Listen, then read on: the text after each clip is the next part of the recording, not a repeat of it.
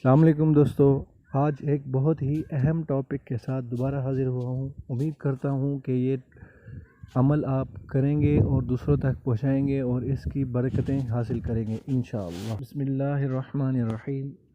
دوستو، حضرت انس بن مالک رضی اللہ تعالی عنہ جو کہ حضور پاک صلی اللہ علیہ وآلہ وسلم کے صحابی گزرے ہیں، انہوں نے لکھا کہ حضور اکرم صلی اللہ علیہ وآلہ وسلم نے ارشاد فرمایا، جب کسی بستی میں اذان دی جائے تو اللہ تعالیٰ اس دن اسے اپنے عذاب سے امن دے دیتا ہے۔ دوستو، وبا کے زمانے میں اذان دینا ایک مستحب امر ہے۔ امام احمد رضا خان فاضل بریلوی رحمۃ اللہ علیہ لکھتے ہیں کہ وبا کے زمانے میں اذان دینا مستحب ہے، کیونکہ اس وبا کی وجہ سے خوف و ہراس پھیلا ہوا ہے، جس کی وجہ سے عوام بھی پریشان ہے اور گھبراہٹ کا شکار ہو رہی ہے۔ ان حالات میں بھی اذان سکون قلب اور خوف و ہراس سے دور کرنے کا ایک بہترین ذریعہ ہے۔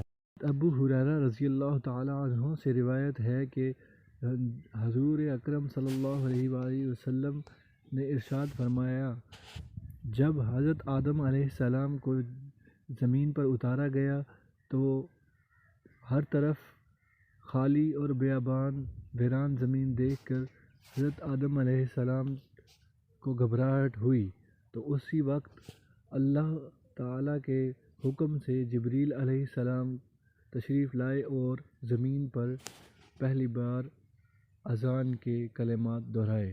لہٰذا مسلمانوں کو چاہیے کہ جہاں دیگر تدابیر اختیار کر رہے ہیں وہاں اپنے اپنے گھروں میں ضرور اذانیں دیں۔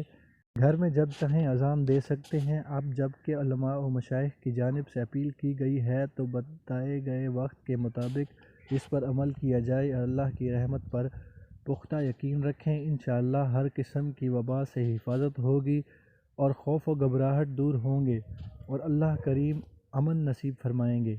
اللہ پاک سے دعا ہے کہ اپنے حبیب کے صدقے مسلمانوں کو ہر قسم کی بلا و آفت سے محفوظ رکھے، آمین۔ وبا کے زمانے میں بھی اذانیں دینا مستحب ہے۔ دنیا بھر کے مسلمانوں سے گزارش ہے کہ اپنے ملکوں، شہروں، گھروں کی چھتوں پر بلند آواز سے اذانوں کا سلسلہ جاری رکھیں۔ کرونا وائرس سے متاثرہ افراد کے کان میں اذان دی جائے۔ جن جگہوں پر کرونا کی شدت ہے وہاں مساجد کے ذریعے اذان دی جائے۔